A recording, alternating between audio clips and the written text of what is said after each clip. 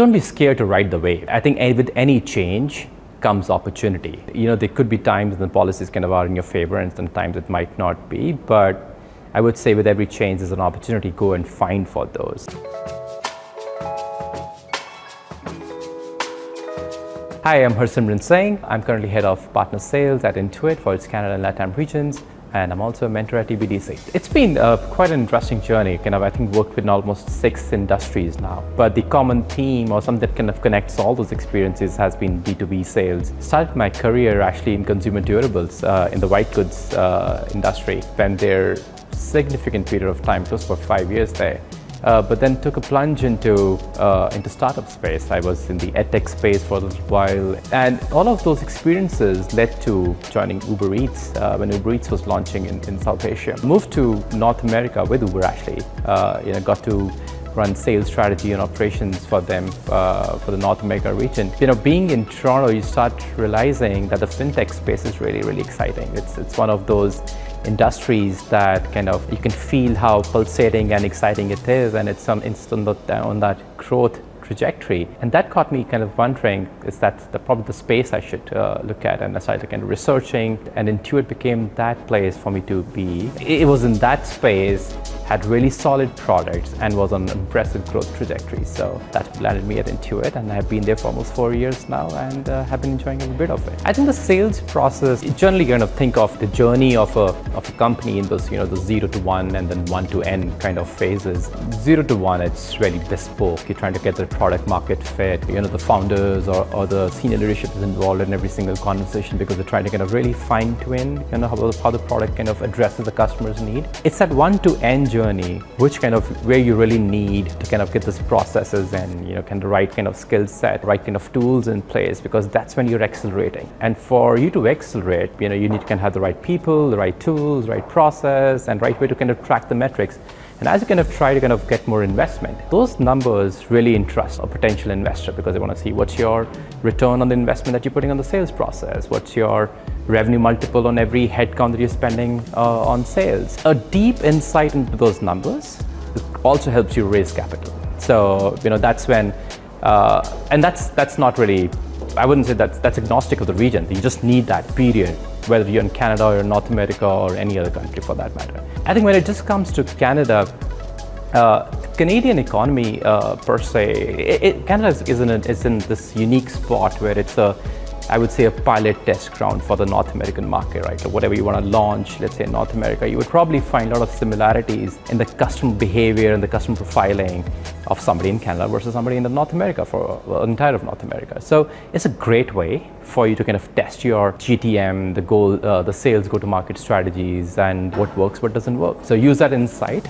to build your business and kind of really scale it up. So the vibrancy and the depth that you see in the sales talent in Canada, I think it's very, very promising. You can use this as a launch hub for several regions, I would say. And the bilingual nature of some of the resources here kind of is an added advantage, I would say. So when you're really going into a region, you need to know your foothold segment. That's your foot in the door. That's the one with whom your product offering resonates the most.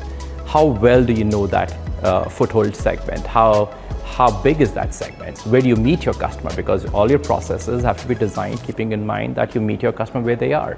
So do you know their behaviors well enough? Do you know what your sales cycle gonna look like? How much time does it take to kind of get that, influence the stakeholders in that kind of a customer segment?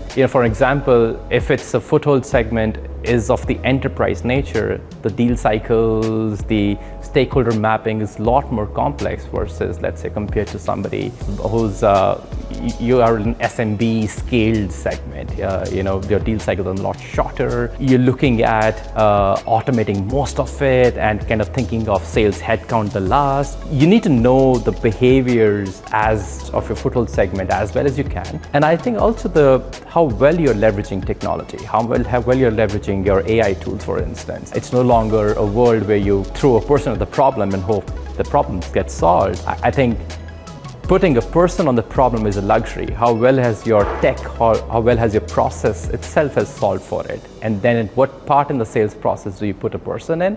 I think having that nuanced understanding appeals to the investors a lot.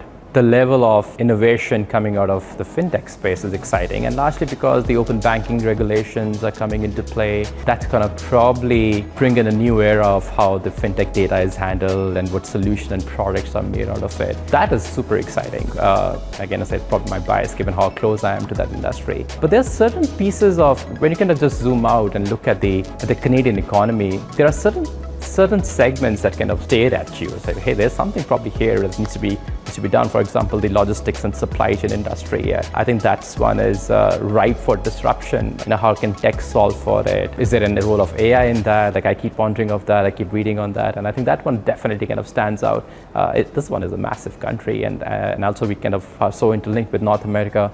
So that's an interesting problem that needs to be solved. I've been angel investing in a couple of startup, and I generally look for the track record. It's more the people rather than just the idea. I've always looked for how they probably approached problems in the past, how they have, what's the lens that they wear to kind of building a solution, for instance. And there's one advice that I got way back is, sales teams are actually your defects.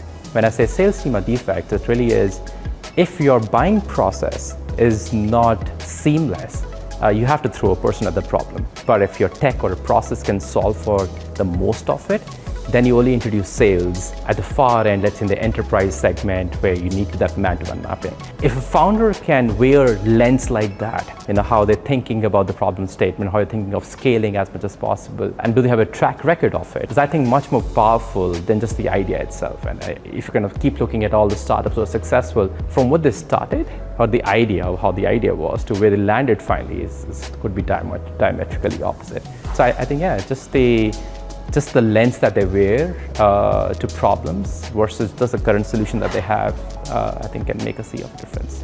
Don't be scared to ride the wave. I think with any change comes opportunity. And there could be times when the policies kind of are in your favor and sometimes it might not be, but I would say with every change there's an opportunity. Go and find for those. Don't be intimidated or be suddenly saying, oh, this is not the right place to be in because things are changing. But I would say find that opportunity that gets you the right customer segment and go in.